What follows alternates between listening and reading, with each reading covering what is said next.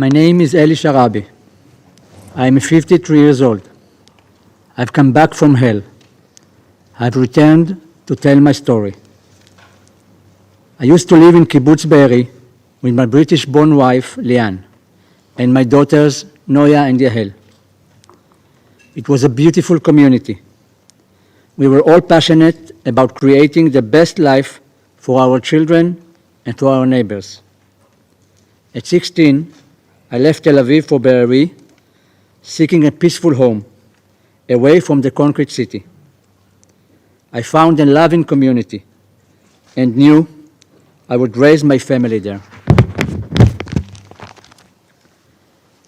Many asked why we lived near Gaza, but to me, Be'eri was heaven. Liane came from Bristol, UK, as a volunteer. She was meant to stay a few months, but she met me and we fell in love.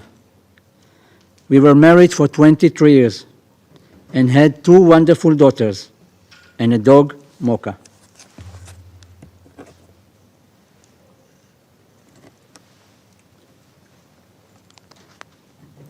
On October 7, my heaven turned to hell. Sirens began. Hamas terrorists invaded, and I was ripped away from my family, never to see them again. For 491 days, I was kept mostly underground in Hamas terror tunnels, chained, starved, beaten, and humiliated. I was held captive in the darkness, isolated from the world by Hamas terrorists. They took pleasure in our suffering. I survived on scraps of food with no medical attention and no mercy. When I was released, I weighed just 44 kilos. I had lost over 30 kilos, nearly half my body weight. For 491 days, I held on to hope. I imagined the life we would rebuild. I dreamed of seeing my family again. Only when I returned home, I learned the truth. My wife and my daughters had been slaughtered by Hamas terrorists on October 7. I'm here today, less than 6 weeks ago after my release, to speak for those still trapped in that nightmare. For my brother Yossi, murdered in Hamas captivity, his body still held hostage. For Alon Oel, still 50 meters underground, I swore to him that I would tell his story. For Hirsch, Ori, Eden, Carmel, Almog and Alexander, murdered in cold blood by their captors. For every hostage still in Hamas' hands, I'm here to tell you the whole truth. On the morning of October 7, at 6:29 a.m., the red alerts began to come through on Liane's phone. I told her not to worry. It will be over soon, I said. Minutes later, we heard that terrorists were infiltrating our community. They were inside the kibbutz. Again, I reassured her, the army will come. They always come. We heard gunfire, screaming, explosions, and then we heard the terrorists at our door. We had no weapons, no way to fight back. Liane and I made a decision we would not resist. We hoped we could save our daughter. The door opened, our dog barked, the terrorist opened fire. Liane and I threw ourselves over our daughters, screaming for the terrorists to stop. Suddenly, 10 terrorists were inside my home. They took our phones. 2 of them grabbed me. They took my wife and daughters to the kitchen. I couldn't see them anymore. I didn't know what was happening to them. I was screaming their names, and they were screaming mine. I told Lian not to be afraid, but this was fear beyond anything I've ever felt. Then I knew I was being taken. As they dragged me out, I called out to my girls, "I will be back."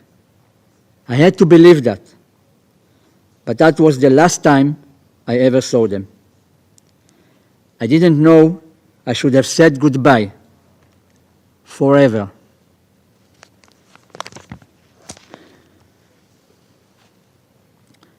Outside was like a war zone. My peaceful home, my slice of heaven, was gone. I saw over 100 terrorists filming themselves, celebrating, laughing, partying in our gardens as they massacred my friends and neighbors. They dragged me out, they dragged me to the border, beating me the whole way. My face was swollen, my ribs bruised. When we arrived in Gaza, a mob of civilians trying to lynch me. They pulled me from the car, but the terrorists rushed me away into a mosque. I was their trophy. I thought about Lian, Noya, and Yael. Were they still alive? For the first 52 days, I was held in an apartment. I was tied up with ropes. My arms and legs were tied so tightly, the ropes tore into my flesh. I was given almost no food, no water, and I couldn't sleep. The pain was unbearable. Sometimes I would just faint from the pain, only to wake up to that pain again and again.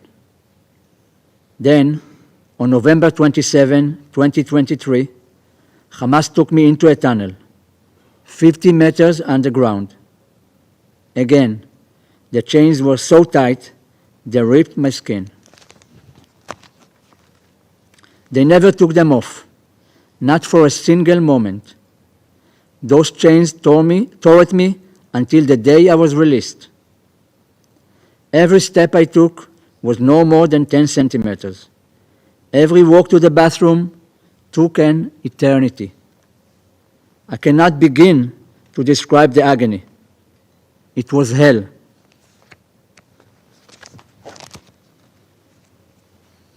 I was fed a piece of pita a day, maybe a sip of tea. Hunger consumed everything. They beat me. They broke my ribs. I didn't care. I just wanted a piece of bread. There was never enough food. Sometimes, if we begged enough, we would get something extra.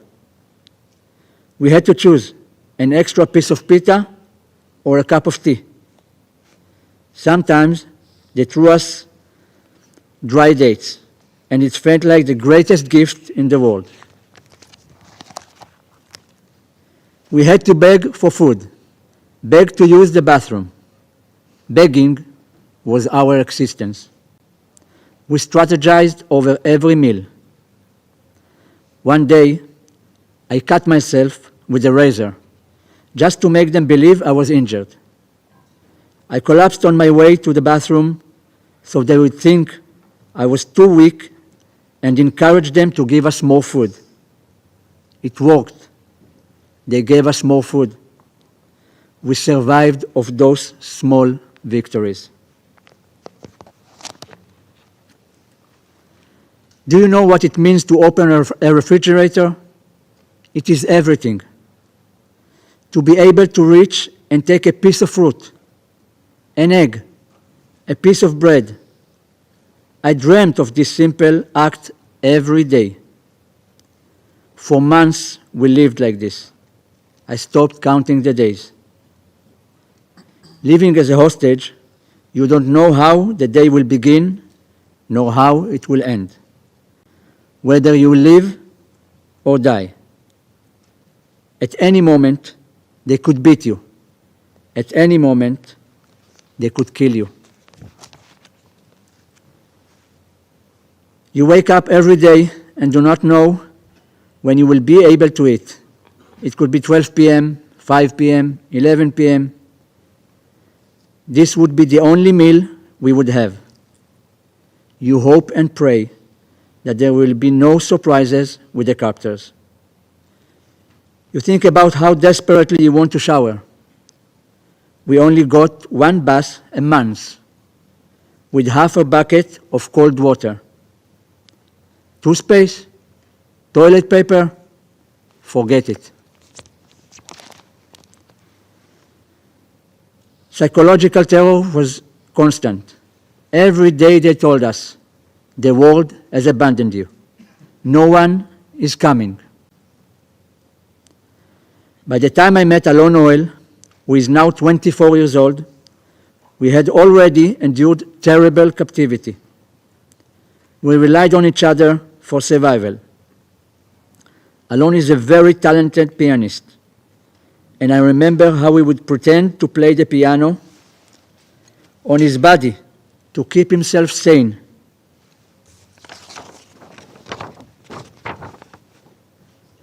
He doesn't look like anymore like that.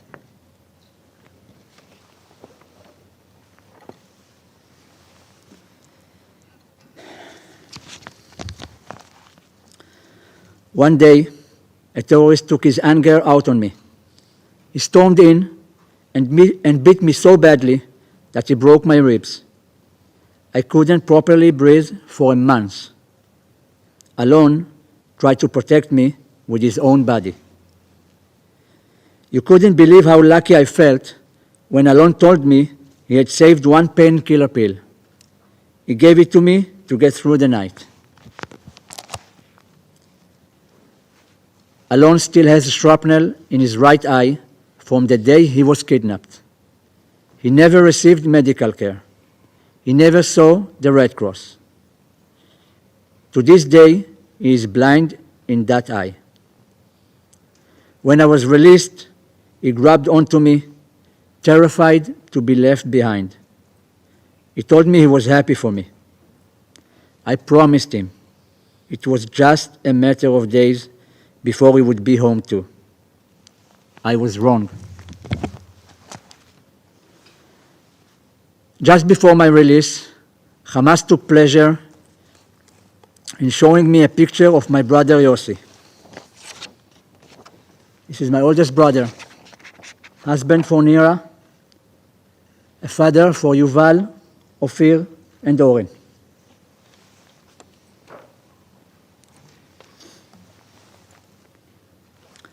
They told me he was dead. It was like they had brought a massive hammer down on me. I refused to believe it. My brother Yossi was all heart. Those with him in captivity told me that he gave his food to others. On February 8, 2025, I was released. I weighed 44 kilograms. This is less than the body weight of my youngest daughter, Yahel. May her memory be blessing. I was a shell of my former self. I still am.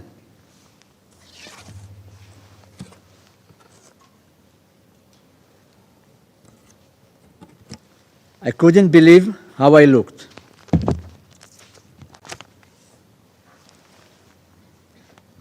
I stood at that Sikh Hamas ceremony, surrounded by terrorists and a crowd of so-called uninvolved civilians, hoping my wife and daughters were waiting for me. At the handover, I met a representative from the Red Cross.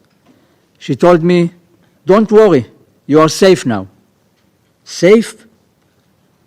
How could I feel safe surrounded by terrorist monsters? Where had the Red Cross been for the past 491 days? Then I arrived home. They told me my mother and sister were waiting for me. I said, "Get me my wife and daughters." And that was when I knew. They were gone. They had been murdered.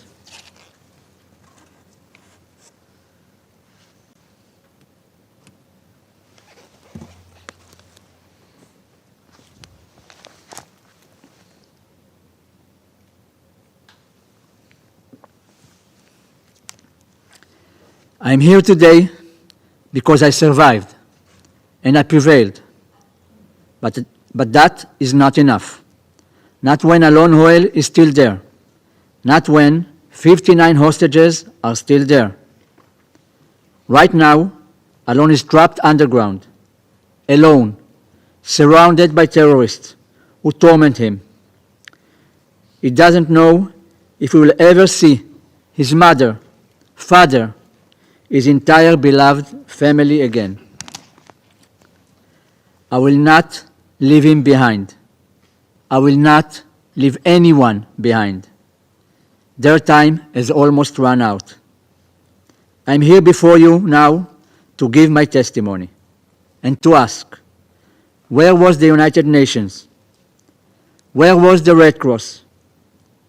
Where was the world?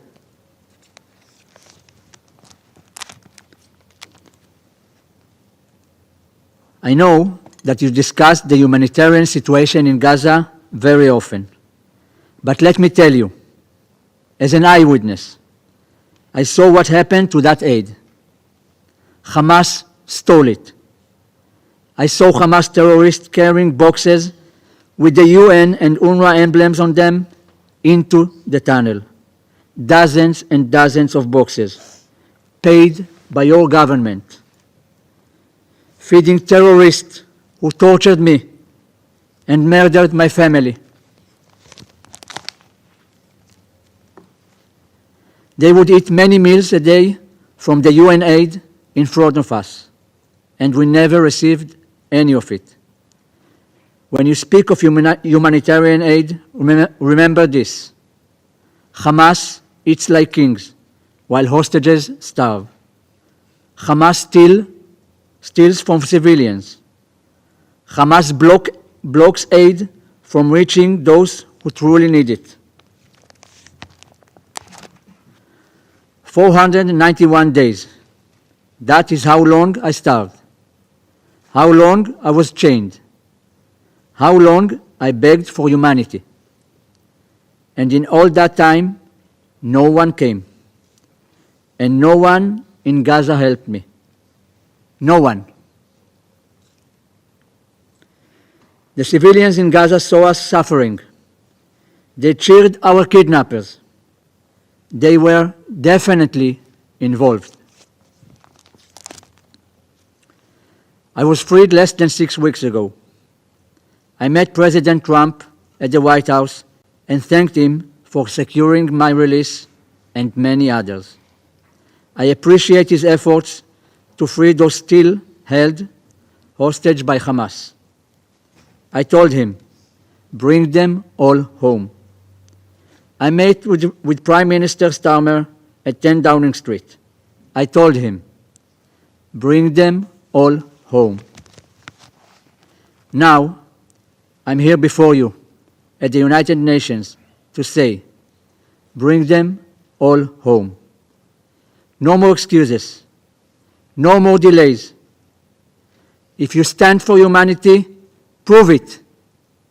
Bring them home. My name is Eli Sharabi. I am not a diplomat. I am a survivor. Bring them all home. Now. Thank you. Give the floor to the permanent observer of the Observer State of Palestine. Madam President, allow me at the outset to thank Assistant Secretary General Khalid Khiyari for his briefing and to convey through him our condolences and solidarity for the UN staff members killed and injured, some sustaining life-altering injuries and amputation, while they were in UN premises as a result of Israeli bombardment yesterday, and others who were killed recently from UNRWA, as Mr. Lazzarini has informed us. These victims were upholding the UN's most noble mission, trying to save lives. And as all humanitarians, they are having to do so at the peril of their lives. they were upholding the mandate conferred to them by this Council in its Resolution 2720. They are entitled to protection as Palestinian civilians are entitled to protection, and both are being blatantly deprived of it. This demonstrates yet again the indiscriminate nature of Israeli attacks. Allow me also to acknowledge the testimony of Eli Sharabi and present our condolences for his loss. Maybe no one around this table can fully grasp what such a loss means: the killing of loved ones, prolonged captivity, fear and trauma. But Palestinians, us, can. We understand this pain because we live it. They endure it every day. Entire families obliterated in massive and indiscriminate bombardments. Children shot by Israeli snipers in the head and in the chest. Communities uprooted by force. There is not a single Palestinian family that does not have a loved one killed, wounded, detained, or displaced. And they have been enduring these horrors and injustices for decades, even though they reached an unprecedented scale in the last year and a half. When confronted with such loss, either we pursue justice or vengeance. Justice ends suffering. Vengeance perpetuated.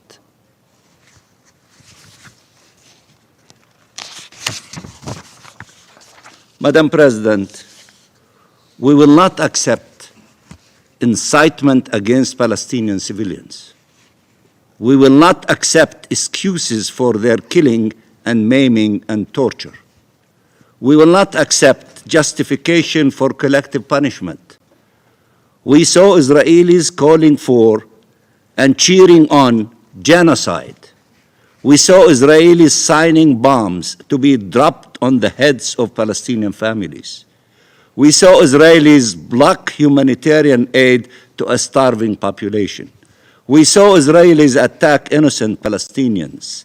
But we do not attribute these acts generically to Israeli civilians, nor do we use these actions as justification for indiscriminate killing and maiming and for dehumanizing and punishing millions of people.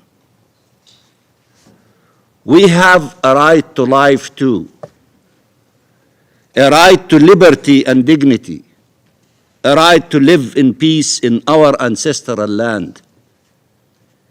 Till when will our people have to suffer from the inability to see Palestinians as equals, to acknowledge their suffering and their loss, to remember that around 1 million Palestinians have experienced captivity, that many died while in Israeli jails, killed or left to die? Not a single Palestinian family did not have a Palestinian that visited Israeli jails. Not a single Palestinian family. Israel arrests our children, our doctors, our teachers, our workers, family members, bystanders, parliamentarians, academics, human rights defenders. Israel considers all Palestinians guilty. All Palestinians guilty. Till when will people pretend they do not see the images of Palestinians coming out of Israeli captivity looking like ghosts,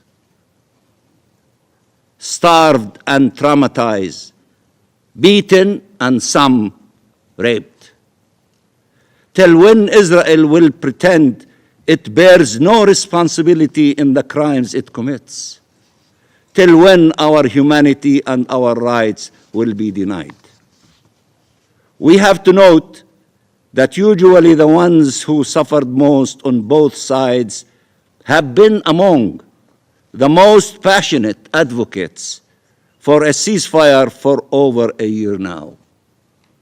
Those who suffer the most, they have solidarity with each other. Their calls should be heeded, as many of you referred to another victim that gave testimony to us, and she asked for the ceasefire to be defended and the 3 stages of the agreement to be implemented. Listen to her. Their calls should be heeded. Their suffering should not be used to inflict more death and devastation or as an excuse for perpetual war, genocide, forced displacement and annexation, dehumanization and hate. The suffering of all civilians must end. All civilians. We have a duty to end the occupation and conflict and to ensure life prevails, to ensure liberty prevails, to ensure shared peace and security prevail, if we truly care about the victims and about our peoples. Madam President, in 42 days, many more hostages were released than in 15 months of indiscriminate bombardments. If Netanyahu truly cared about the hostages, he would not have shattered the ceasefire that was allowing for their release. If anyone needed more evidence that Netanyahu could care less about the fate of the hostages, his decision to resume attacks against Gaza is the ultimate proof. All Israel had to do was move forward in implementing the ceasefire. Everyone knows this truth, starting with the families of the hostages themselves, who are still demonstrating to stop the bloodshed and restore the ceasefire. Killing innocent Palestinian civilians by the hundreds each day, forcibly displacing our population with the clear aim of annexing our land and ending our national identity has nothing to do with hostages or security. It has everything to do with the attempt to destroy the Palestinian people as the means to seize their land. Madam President, the Israeli Minister of War addressed what he called the residents of Gaza, saying, and I quote, "Soon the evacuation of the population from combat zones will resume, and what follows will be far more severe. You will pay the full price, return the hostages and remove Hamas. The alternative is total devastation." End of quotation. After having confessed to weaponizing humanitarian aid, Israel is also confessing to its policy of collective punishment, indiscriminate attacks, and of wanton destruction and devastation. The Israeli government cannot speak of humanity nor denounce barbarism, not when it kills 400 Palestinians in one night, including over 150 children, representing one of the largest single-day child death toll in the last year.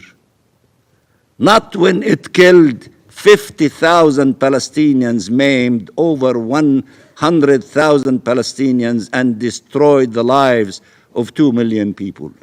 Not when it is starving our people. Not when it is forcibly displacing them. Not when it is abducting thousands and subjugating them to torture and beating and degrading treatment and sexual violence. Not when it is detaining the corpses of hundreds of Palestinians, denying their families the right to provide their loved ones dignified burial. Israel considered it is barbarism only if it attributes to the act of Hamas, but it is justified if it is committed by Israel. It is barbarism if the act is against an Israeli, and it is legitimate if the act is against a Palestinian. Look at this, despicable, double standard. Israel has a right to kill and maim, to arbitrarily detain and torture, to displace and destroy and devastate, and we have the right to die and disappear. That is not how international law works. There are prohibited actions regardless of the identity of the perpetrators and regardless of the identity of the victims. There are protections afforded to all civilians regardless of the nationality, religion, and race. These prohibitions and protections must be upheld. Madam President, civilians should not be harmed. Civilians should not be harmed. They should not fear being killed in their houses or abducted from their homes. Families should not be torn apart. They should be reunited in life, not in death. Reunited in life, not in death. We have been pushing for a ceasefire that guarantees this aim, while Israel continues advocating for more killing and more destruction. There is no military solution to this conflict. You cannot kill your way to a solution. You cannot negate the millions of Palestinians. We are rooted as olive trees deep in our land. You cannot kill all of us. Again, there is no military solution to this conflict, and you cannot kill your way to a solution. The Israeli government is trying to convince its people that killing, dispossession, and displacing Palestinians is the only way forward, while we have, even in the midst of this genocide, continued to plead for achieving our freedom through peaceful means. Our president from this chamber said, "I am ready to negotiate and to talk peace."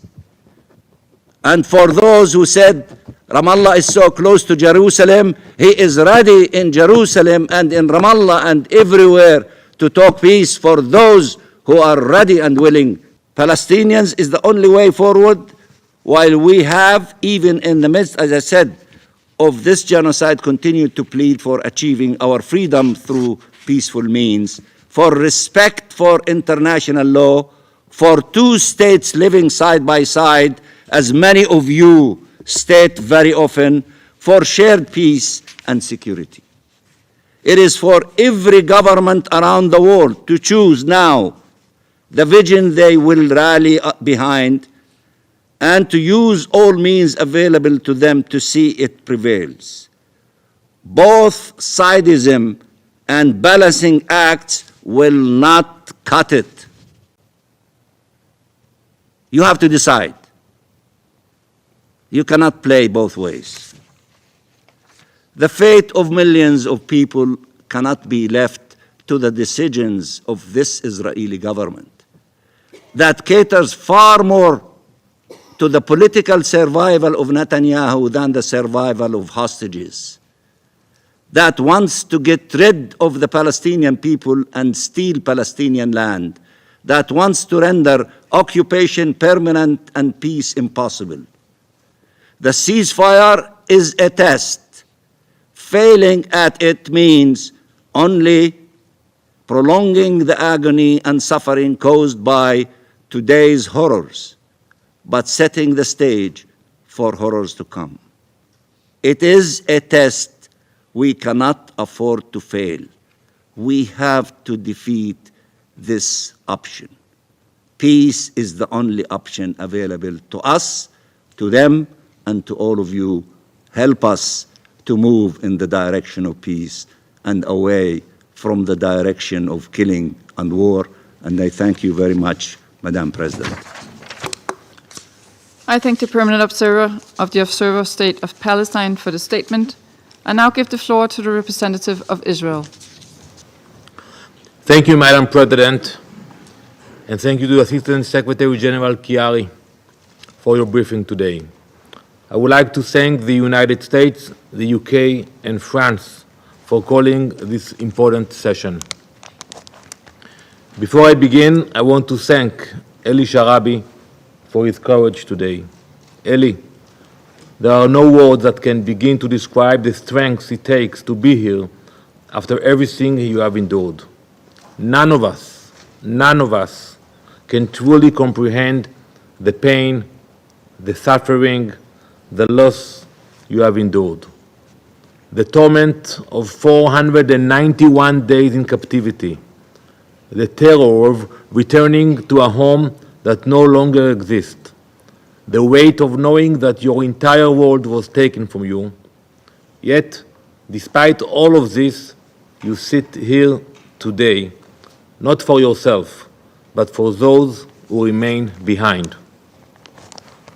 For over 530 days, 59 innocent men, women, and children have been trapped in Hamas captivity. Many of them are barely holding on to life. Unfortunately, some of them have been murdered, and Hamas has not let the world see a single one of them. These are innocent people being tortured for the crime of being Israelis or being in Israel. They are starving in the dark, alone, afraid, suffering beyond what words can capture. They are denied food, water, and medicine. They are beaten, tortured, and humiliated. They are being held in conditions so inhuman, so depraved, that the hostages who were freed can barely describe what they endured. The cruelty here is not just from Hamas. It is also from the silence of the world. Eli Sharabi testified before you today and laid bare the horrors of his captivity. He described the torment he endured and spoke for the other hostages still in Hamas's hands. Now the question that demands an answer is this: where is the world? Where is your outrage? Where is the international outcry for their release? Where is the demand from every nation to bring them home? Since October 7th, you have passed 77 resolutions in this chamber. There has not been a single resolution condemning Hamas. Meanwhile, there are those in this chamber who refuse to even mention the hostages. Algeria, you have spent months in this room condemning, accusing, and criticizing Israel. But when a human being sits before you today, after enduring the worst of humanity at the hand of those you defend, you could barely acknowledge his presence. You couldn't find the decency to even say his name. That is outrageous. And the world can see it. For 530 days, you have erased the hostages. You have spoken about Gaza without mentioning the crimes of Hamas. You have debated humanitarian assistance without acknowledging the humanitarian crimes Hamas is deliberately inflicting on the hostages. You have had the audacity to talk about a ceasefire without demanding that those held in Hamas's terror tunnels be freed. How can you claim to stand for international law while ignoring the hostages? How can you speak of human rights when you refuse to recognize the most horrific human rights abuse in this war? How can you sit in this chamber, look Eli Sharabi in the eye, and say nothing? The massive amounts of humanitarian aid that Israel has facilitated, coordinated, and allowed into Gaza have reached every segment of the population except one, the hostages. While Gazan civilians benefit from food, medicine, shelter, and support, these innocent individuals languish in conditions that defy human comprehension. Those hostages have not seen an ounce of that aid. Think how many trucks, how many containers. We listened to you, Eli, that you got a quarter of a pita a day. There are so many on this council, you, who never fail to scream for more aid, more trucks, more shipments, more access, yet you have never once demanded that a single piece of that aid be delivered to our hostages. Not a single word has been spoken, not a single demand has been made, not a single resolution has been passed insisting that those in the most desperate need of humanitarian assistance actually receive it. The UN's inaction on the plight of the hostages is a moral collapse of the highest order. To be clear, it's not just this council that has failed. The entire UN system has forsaken its responsibility. So many agencies that claim to be the protectors of humanity have abandoned the hostages entirely. Where was the Security Council? The General Assembly? OCHA? UNICEF? The so-called Human Rights Council? The Red Cross? The Red Cross has not conducted one visit, one inspection. We heard the absurd equation you made about the detainees in Israel. They have 3 meals a day, they have medical treatment, they have visitations of the Red Cross. Before the war, they had visitations of families. How can you compare it? The Red Cross had no one inspection or spent one moment with the hostages in Gaza. And yet, for 530 days, the Red Cross has continued to act according to Hamas's playbook. Colleagues, there is one absolute certainty in this situation. The war will not end until the hostages are freed. Israel did not choose this war. Hamas did. It was Hamas that invaded Israel and Eli's home. It was Hamas that slaughtered our people, and for 3 months it was Hamas who stalled negotiations. Hamas was given the chance to extend the ceasefire. Hamas was given the opportunity to bring relief to the people of Gaza. Hamas was given a choice, and they chose war. Therefore, Israel has resumed its military operations against Hamas with increasing force. The IDF is striking Hamas terror targets throughout the Gaza Strip. Terrorist infrastructure, weapons stockpiles, and command centers are being dismantled. This will continue. This will continue until every last hostage is home. This war does not end with hostages left underground. This war does not end until Hamas is defeated. The choice is simple. If you want a ceasefire, then pressure Hamas to release the hostages immediately.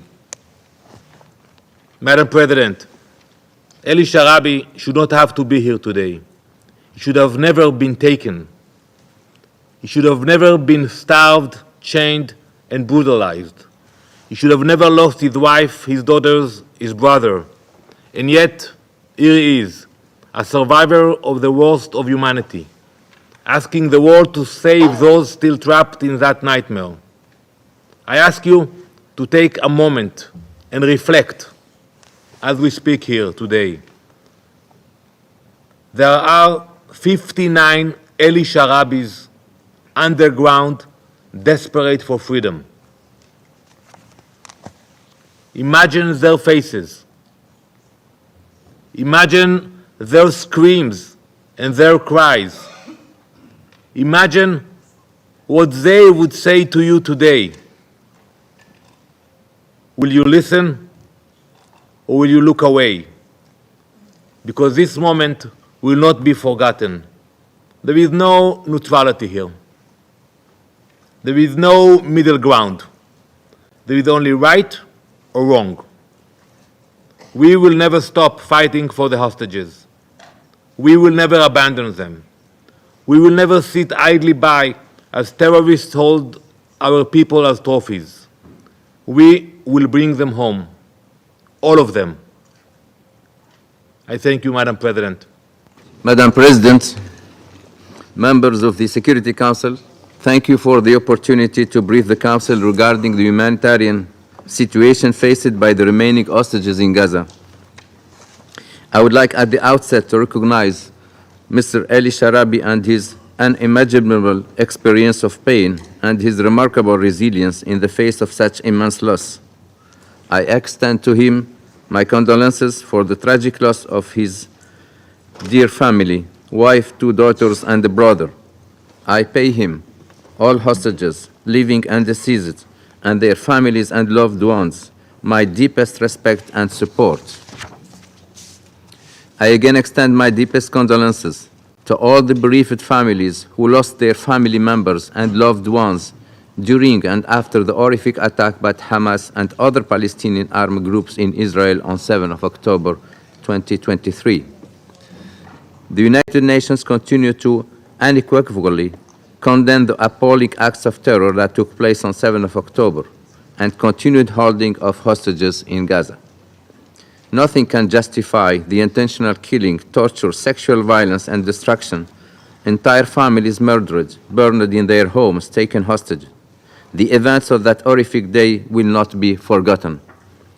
The participation in Security Council meeting of surviving hostages and their heart-wrenching testimonies and many months of agony serve as a stark reminder, but also as a crucial symbol of endurance and hope for those still waiting to see their loved ones back home. Since the attacks, the Secretary General and other senior UN officials have regularly met with the families of hostages and have been deeply moved by their stories and by the torment and anguish they have endured. Madam President, the ceasefire and hostages release deal that took effect on 19 January offered a glimmer of hope and respite by reuniting 25 Israeli hostages with their loved ones and returning the remains of 8 deceased hostages who were killed on 7 October or while in captivity to their families. Their release and return were sadly also a moment of great anxiety, as most of the living hostages were paraded in front of crowds, and the coffins of the deceased, including those of 2 young children who were killed in captivity, were displayed publicly by Hamas and other Palestinian armed groups during appalling ceremonies that violated international law. The United Nations has repeatedly condemned the parading of coffins containing the bodies of dead Israeli hostages and public displays accompanying the release of living and deceased hostages, including statements made under duress. As of today, at least 59 hostages, alive and deceased, including Eli's brother body, Yossi Sharabi, are still being held captive by Hamas and other Palestinian armed groups. The testimonies of those released provide terrifying accounts of their captivity, including physical and psychological torture, sexual violence, and deprivation, indicating that those left behind continue to suffer in horrific conditions, exposed to trauma and suffering since their abduction. The hostages must be released immediately and unconditionally. Until their release, they must be allowed to receive visits and support from the International Committee of the Red Cross, and they must be treated with dignity and respect in line with humanitarian principles. Madam President, the resumption of hostilities on 18th of March adds further despair and uncertainty for those remaining hostages, their families, and their loved ones. This resumption of hostilities amid significant Israeli airstrikes in Gaza has also been devastating for the civilian population in the Strip. Hundreds of Palestinians have been killed, including women and children. Since the resumption of hostilities, one United Nations Office for Project Services, UNOPS, staff member has also been killed and several have been injured. Commissioner General of the United Nations Relief and Works Agency Lazzarini also informed that in the past few days, another 5 UNRWA staff have been confirmed killed. I reiterate that civilians must be protected, including personnel. The rights and dignity of all those affected by the conflict, whether in Israel, the occupied Palestinian territory, or elsewhere, must be respected and protected. We call on all parties to uphold their obligations under international humanitarian law and international human rights law. The return to hostilities threatens all civilians in Gaza. I echo the Secretary General's call for the resumption of serious negotiations, for the ceasefire to be respected, for unimpeded humanitarian assistance to be re-established, and for the remaining hostages to be released immediately and unconditionally. With every passing day, we move further away from the objective of returning the remaining hostages safely to their homes. This was also very clear from the rescued hostages, Ms. Noah Argamini's remarks to the Council last month, where she told us that every moment under captivity was lived in danger. The resumed hostilities in Gaza, compounded with the lack of access and rapidly deteriorating humanitarian situation, are exposing the remaining hostages to constant danger and life-threatening conditions. As Under-Secretary General Fletcher briefed you earlier this week, a renewed ceasefire is the best way of protecting civilians in Gaza, in the occupied Palestinian territory, and in Israel, releasing hostages and detainees and allowing aid and commercial supplies in. We remain steadfast in our commitment to protecting human rights, defending humanitarian principles, and supporting all efforts that promote peace, stability, and a more hopeful future for all people in the Middle East. We are also convinced that the only path to durable peace will be achieved when Israel and Palestine live side by side in peace and security, in line with international law and relevant UN resolutions, with Jerusalem as the capital of both states. The United Nations stands ready to do all it can to support the parties in reaching that objective, and it will continue to do all it can to support an end to this suffering. Once again, I reiterate the Secretary General's deep concern for this conflict's unbearable impact on the victims and his urgent call for the immediate and unconditional release of the hostages. Thank you, Madam President. Thank you, Madam President. And I want to thank also Assistant Secretary General Khiari for his briefing. The United States commends Eli Sharabi for his courage and for joining us today to provide searing firsthand testimony to the depravity of Hamas. Thank you, Eli. Eli, I offer you our sincere condolences on the unspeakable loss you have suffered of your wife, Lian, and daughters, Noya and Yahel, as well as your brother, Yossi. May their memories be a blessing. The United States condemns Hamas in the strongest terms for these heinous murders. Your presence here in the face of the tragedy you have experienced is moving. Your brave testimony here is one of too many stories. On October 7th, 2023, Hamas brutally massacred almost 1,200 people and took over 250 hostages. The terrorist organization indiscriminately murdered infants and grandparents, partygoers, and Holocaust survivors. President Trump has been clear. Hamas must release all hostages immediately, or there will be hell to pay. 5 Americans still need to come home. Idan Alexander can still return to his parents' arms, but Hamas continues to hold the bodies of Itay Chen, Gadi Haggai, Judy Weinstein Haggai, and Omer Nutra, all brutally murdered in Hamas captivity. Another 54 are held in Hamas tunnels and must be released immediately. Hamas bears sole responsibility for the war and the resumption of hostilities. Fighting could end tomorrow if Hamas released hostages and laid down its arms. As Secretary Marco Rubio put it, this is an outrage. The pillars of America's approach remain resolute. Stand with Israel, stand for peace. Madam President, Hamas has refused all attempts to extend the ceasefire in recent weeks, including a bridge proposal that would have provided calm beyond Ramadan and Passover and allowed time to negotiate a framework for a permanent ceasefire. Madam President and colleagues, it has now been 530 days since Hamas started this horrific conflict, one that has upended so many lives and caused such immense suffering. We must recognize Hamas's savagery for what it is, the acts of a terrorist organization that purposefully committed the worst massacre of Jews since the Holocaust.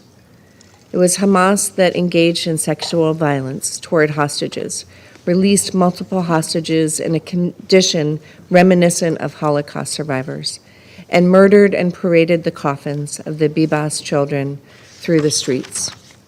And it is Hamas who is responsible for the resumption of hostilities, refusing time and time again to accept proposals to extend the ceasefire. We recognize Egypt and Qatar's interest in mediating negotiations, and we look forward to continued discussions with Arab partners on the future of Gaza without Hamas. Hamas is an impediment to peace and has no right to speak on behalf of Palestinians. I thank you. I thank the representative of the United States for the statement. I will give the floor now to the representative of the United Kingdom. Thank you, President. And thank you, ASG Chiari, for your briefing. The United Kingdom joined the US and France in calling for this important briefing. I would like to add my sincere gratitude to you, Eli, for the courage you've shown today and every day since those horrific events of 7 October. The suffering you and your family have endured is beyond the imagination. Hamas must be held accountable for their despicable actions, including the murder of your wife, Leanne, a British national, and your 2 daughters. Your powerful testimony also serves as a reminder of the anguish that the remaining hostages held by Hamas continue to endure. This Council has called for the immediate and unconditional release of all hostages in all 4 of our resolutions since October 7. I repeat that call today. This includes the release of hostage of Nathan Orr and the return of deceased hostages Shay Levinson and Eli's brother Yossi Sharabi, who also have strong links to the UK. We also remain deeply concerned by the appalling treatment of hostages during their captivity, as we have heard from Eli today, and the shocking images we have seen around their release. In its dedicated reports, the UN has concluded that there were reasonable grounds to suspect sexual violence occurred during the 7th October attacks. President, the UK is also deeply concerned at reports of sexual and gender-based violence against Palestinian detainees by Israeli forces. These allegations must be fully investigated. We reiterate our call for the International Committee of the Red Cross to be granted unfettered and immediate access to the hostages in Gaza and Palestinian detainees. Granting ICRC access is a clear obligation under international humanitarian law. The suffering in Gaza has gone on for far too long.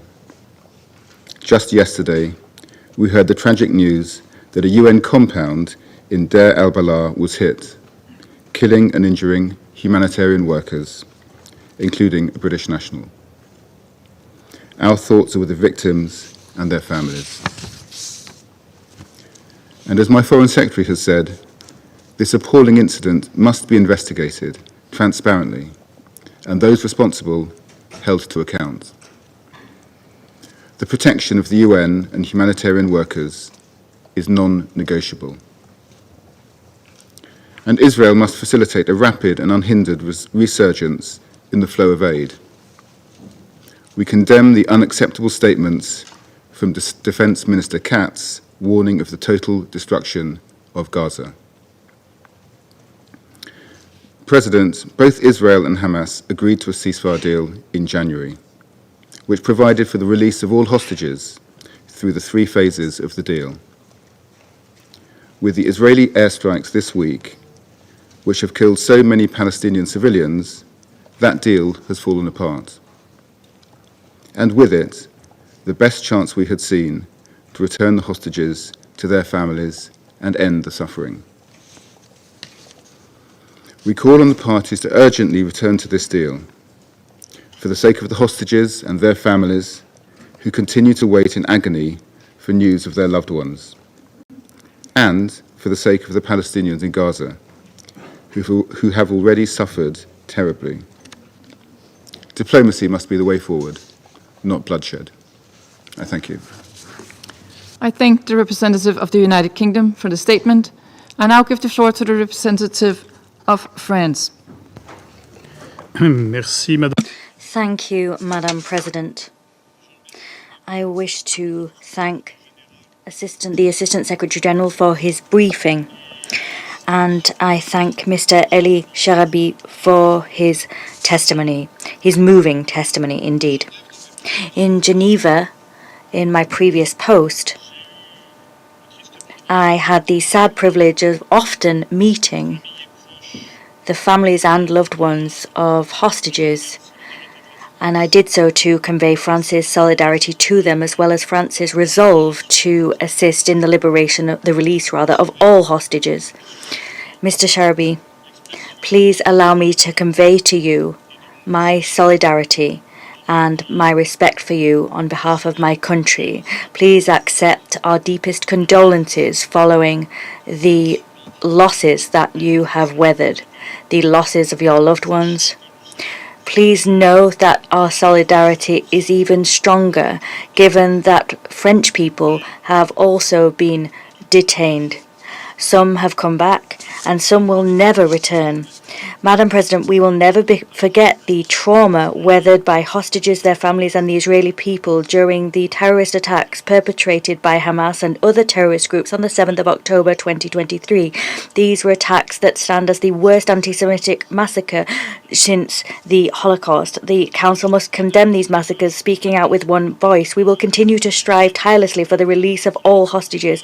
We decry the hellish ordeal that they have experienced and continue to weather. They are innocent civilians.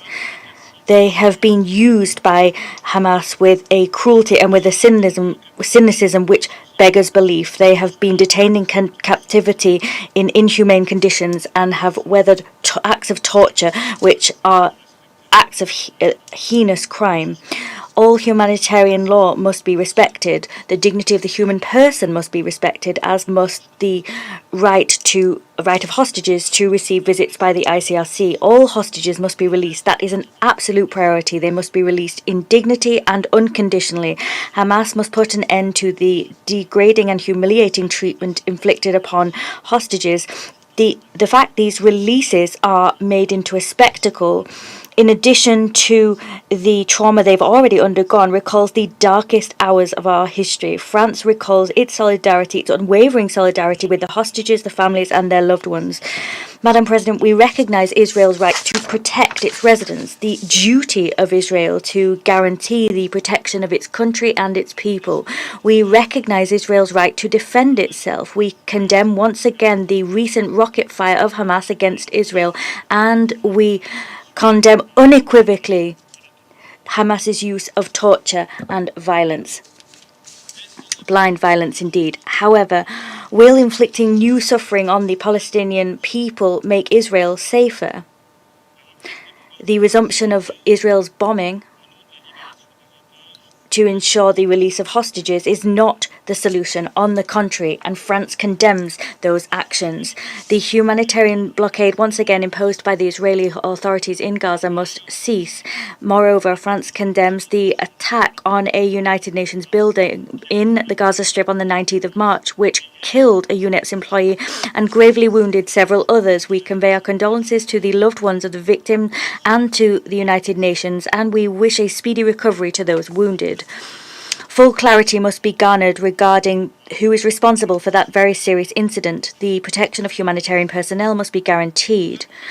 Elsewhere, we call upon the parties to return to the path opened by the January agreement, the unconditional release of all hostages in dignity, the immediate resumption of the flow of humanitarian aid, a ceasefire, the launching of peace negotiations.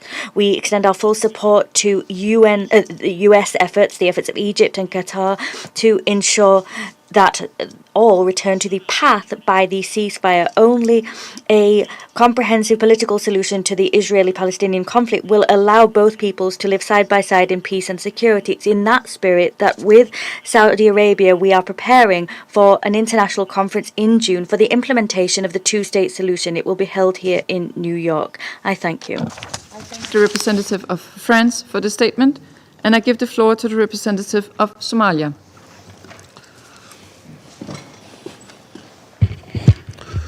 Madam President, thanks for giving me the floor.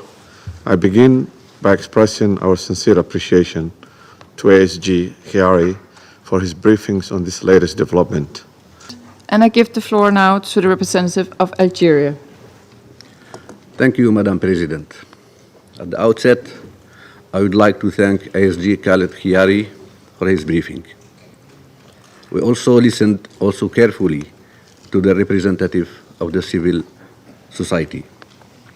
Consistent with the universal human rights, no civilian, irrespective of their background, should endure suffering.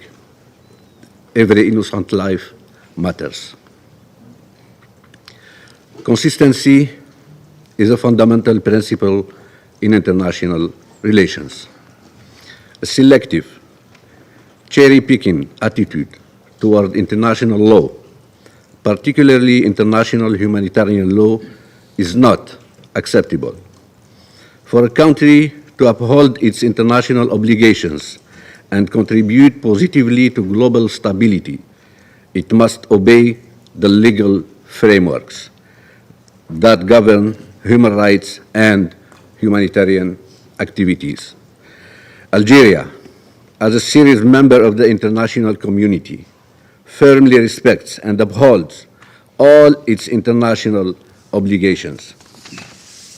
We firmly believe that the law is the cornerstone of international law.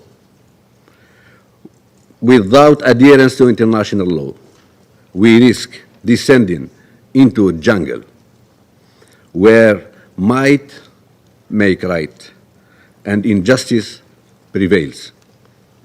Regrettably, this is precisely what we witness today. In the occupied Palestinian territories, what we see unfolding before us is not the rule of law, but rather an environment where no rules are respected and basic human dignity is disregarded. Humanitarian access, you can block it. Children, women, and elderly, you can massacre them. And workers, UN staff, journalists, and medical staff, you can target and kill them. These are the new rules that have been established in Gaza. Madam President, since October the 7th, members of this Council have constantly adopted resolutions calling for the release of all hostages.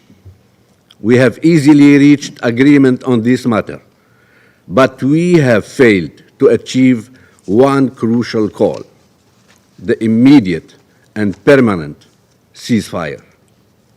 Today, this is the cause of the suffering endured by all people in Gaza.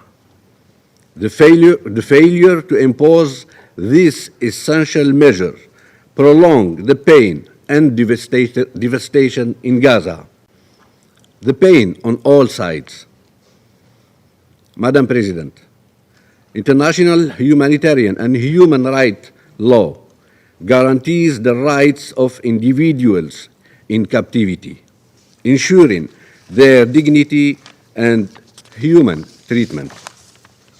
Moreover, the principle of non-reciprocity, a cornerstone of international humanitarian law, prohibits revenge or retaliation.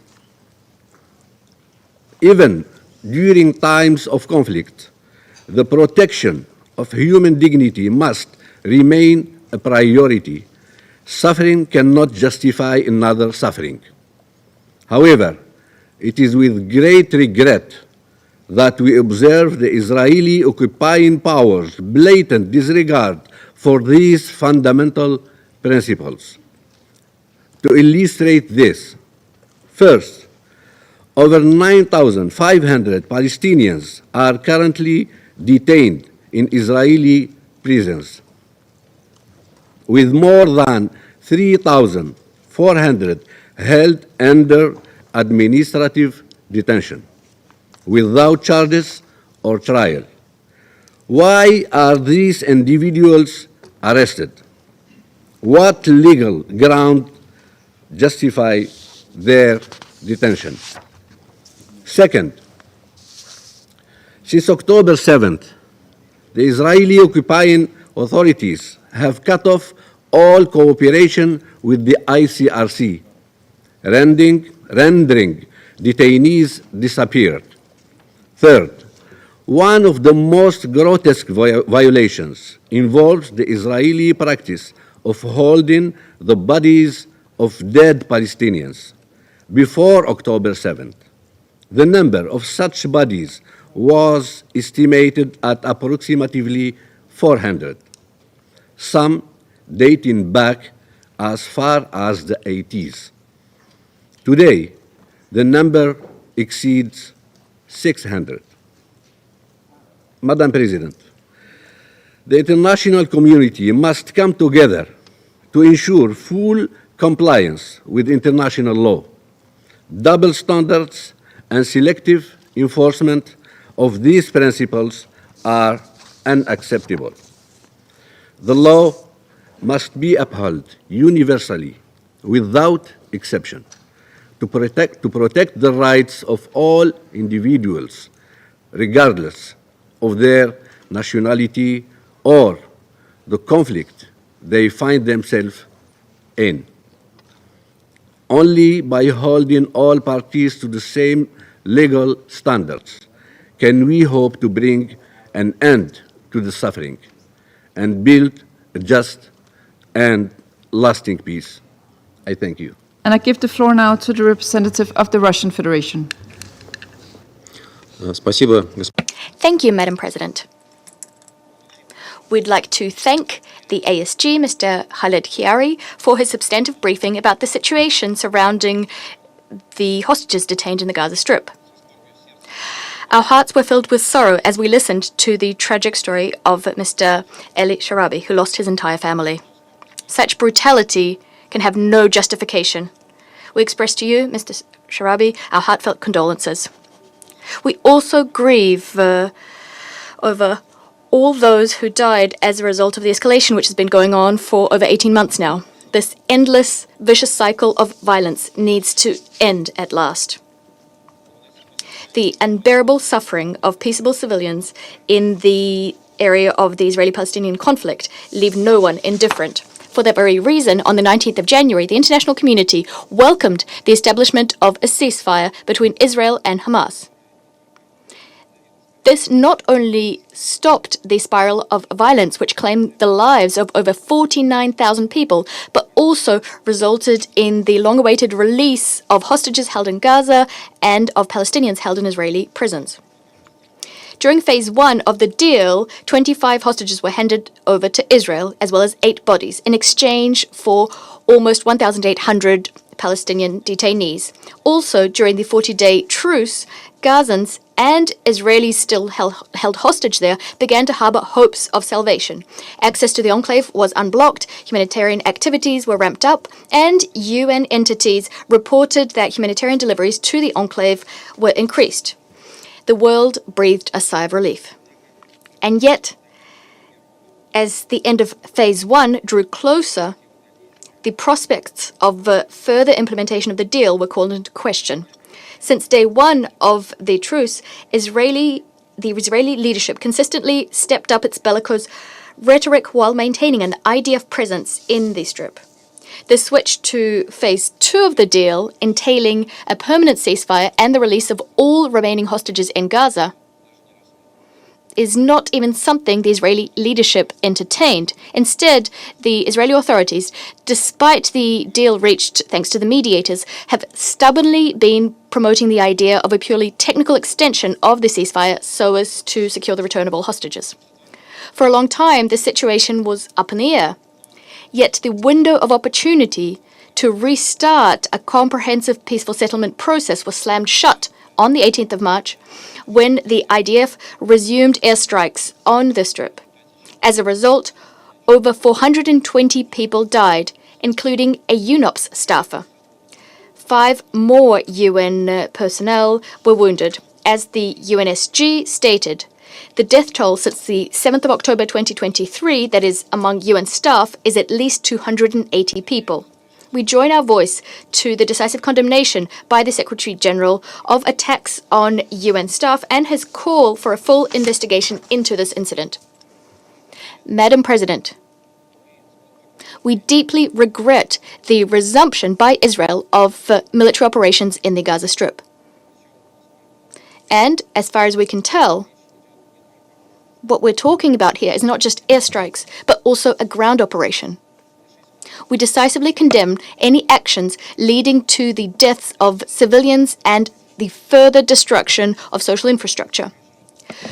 We are particularly disheartened by reports about indiscriminate attacks waged by the Israeli Air Force on Mawasi, an area which Israel had previously designated as a humanitarian safe zone where all those needing emergency medical care could be evacuated to.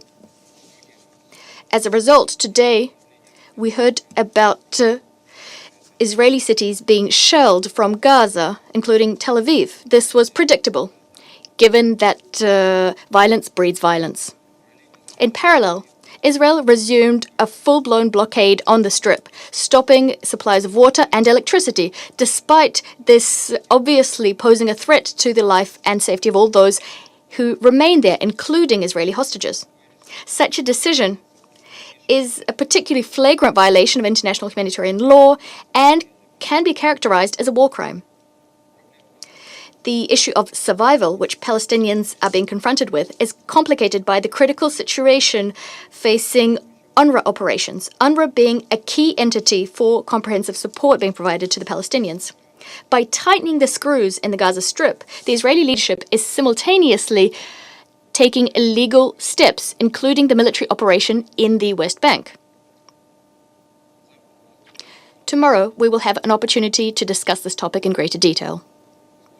Madam President, today we were acutely disappointed to see that the ceasefire, which we had all worked towards for so long, turned out to be unsustainable. It's hard to discuss its future prospects when the Israeli military and political leadership is openly announcing its intent to use mounting force against Hamas and to hold future deal negotiations exclusively under fire. It would appear that they've already made the choice in favor of war. Who knows how many new victims await Palestine and Israel in the future? We believe that the fragility of the agreements which Israel has just flouted is also explained by the fact that the Security Council, since the very beginning, the Council knew very little about the details of the negotiations paving the way for the deal. Since the outset, the Security Council was deliberately cut off from this process, and the entire emphasis was placed on other intermediaries. Hence, the entire specialized UN toolkit wasn't needed, although the use of this toolkit could have made the ceasefire sustainable. It's important for those who are going to be working on the restoration of the ceasefire in the Strip to be cognizant of this fact. Despite the new escalation of the Israeli-Palestinian conflict, we stand convinced that a diplomatic solution is not only possible, but that is the only realistic option. We call on the Israeli and Palestinian parties, with assistance of intermediaries, to go back to the negotiations table to craft a mutually acceptable compromise solution to the issue of detained persons, a return to the ceasefire, and a resumption of comprehensive humanitarian access. This could allow for a sustainable normalization in the Gaza Strip and for the kickstarting of a full-scale reconstruction of the enclave. We stand convinced that this is precisely what peaceable Palestinians, as well as the relatives and loved ones of hostages that remain in Gaza, wish for, including Mr. Maxim Herkin, who was born in the Donbass. It's important for all regional players and the international community as a whole to work towards this end. The process of Israeli-Palestinian settlement should return to the political track so as to satisfy all of Israel's lawful security concerns, as well as Palestinians' aspirations to their own state within 1967 borders. We stand ready to pursue this objective here in the Security Council, together with all those who share in this approach. I thank you. Having listened to some of the statements made by others around the Council, on 3 points, if I may. On humanitarian aid, getting into Gaza, I would just reiterate the position that we have articulated, that nobody wants to see Palestinian civilians in Gaza go hungry or thirsty, and that we are working tirelessly to resolve this crisis. With respect to the report issued by the Commission of Inquiry cited by some in the Council today on alleged sexual violence by the IDF, I would point out that this report conflates the acts of a few who will be reprimanded by Israel with the full-fledged sexual violence campaign orchestrated by Hamas on October 7th, and that is disgraceful. With respect to the allegation that Israel is engaging in indiscriminate strikes, the United States would remind Council members that Israel is targeting Hamas leaders and operatives who continue to use civilian infrastructure and hide among the civilian population. And the Council must condemn this practice. I thank you. I thank the representative of the United States for the statement. I now give the floor to the permanent